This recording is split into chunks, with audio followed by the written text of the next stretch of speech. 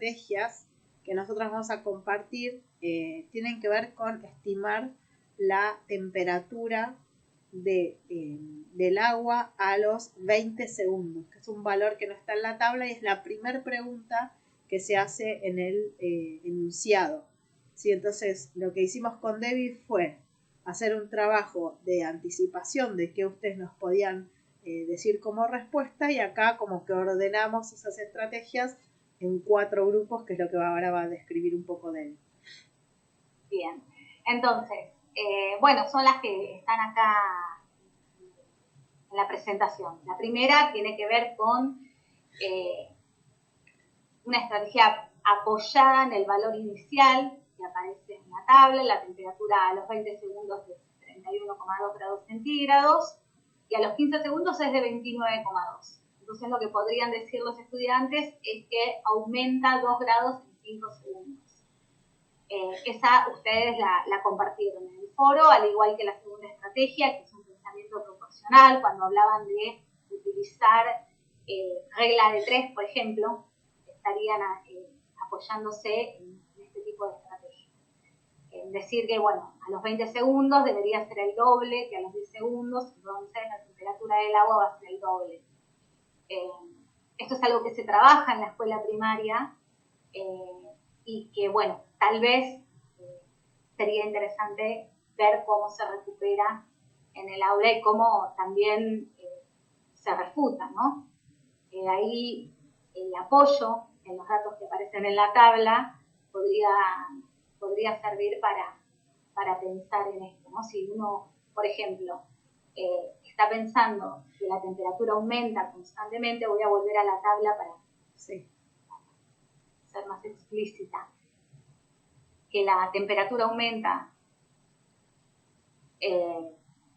va aumentando, entonces acá vemos en la tabla que no puede ser que a los 20 segundos sea el doble, porque a los 26 segundos es 35,2 y el doble de 27,9 es más que 35,2. Entonces ahí ya tendríamos como una forma de refutar esta estrategia. Bien, y después tenemos la estrategia apoyada en la continuidad y monotonía del proceso, que podrían decir que la temperatura es cualquier valor entre 29,9 y 35,2. Esto también lo recuperaron ustedes en el foro, porque bueno, la tabla no figura y uno no puede saber con exactitud cuál fue. O sea, podría ser, uno no sabe tampoco si, bueno, sí, sabemos si se apagó la hornalla o no. La hornalla estuvo encendida todo el tiempo, entonces seguro que está aumentando, pero no podemos determinar con exactitud cuál es ese valor. Y por último, la estrategia apoyada en la idea de promedio, que también algunos de ustedes estuvieron diciendo, que bueno, es hacer el cálculo del promedio entre los dos valores, entre 29,9 y 35,22. Bueno, si lo suman y calculan la mitad de ese valor, van a tener 32,55 como temperatura aproximada. Más allá de qué es lo que uno considera como la estrategia más acertada, lo interesante es lo que se genera en el aula a partir del trabajo con estas estrategias. El tipo de fundamentación que dan los estudiantes, qué rol juega la matemática en esa fundamentación.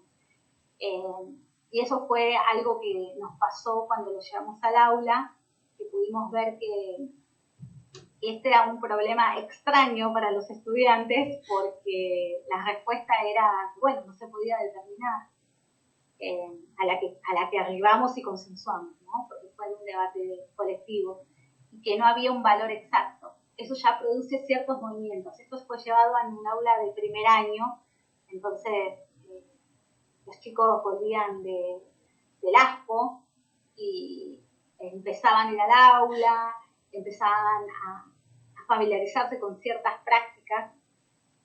Entonces, bueno, esto fue un primer movimiento que generó.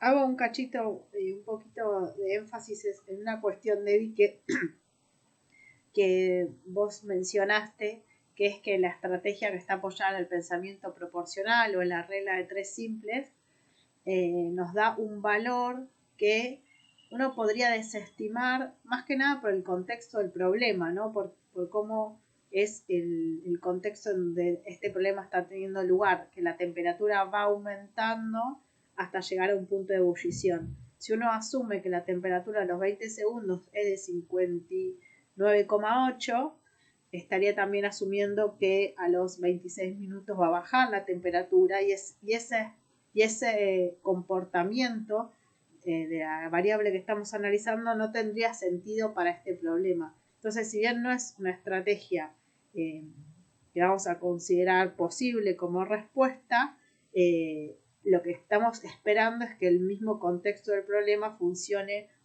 regulando y diciendo esta pregunta o poniendo en cuestión cosas del contexto, esta respuesta no tendría sentido para el proceso que estamos analizando. Cuestión que no sucede con los otros tres que mencionamos. Por eso Debbie decía, no hay uno que sea el verdadero, no hay una respuesta correcta a esta pregunta. Lo que sí hay respuestas que tienen sentido para el proceso que estamos tratando de modelizar, que son la primera y las últimas dos.